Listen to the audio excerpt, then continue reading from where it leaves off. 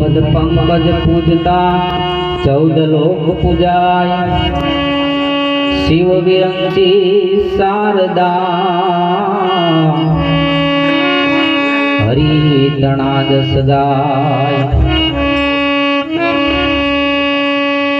સત્સંગ રૂપી બે શબ્દો સાથે વાણીની શરૂઆત કરી।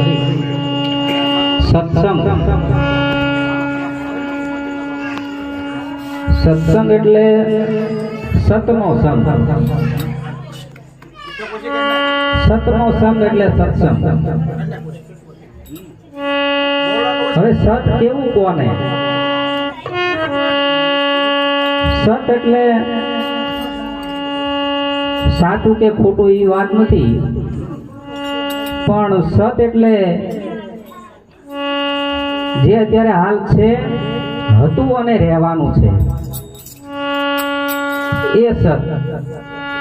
રામાપીરના એક ભજનમાં પણ આવે છે કે સતની આગળ નથી કાંઈ, સત્ય ત્યાં છેડો આવી જાય, ત્યાંથી આગળ કંઈ પણ છે નહીં।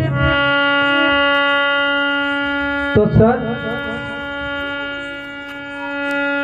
એને અગ્નિ બાળી શકતું નથી, પવન સૂકવી શકતું નથી,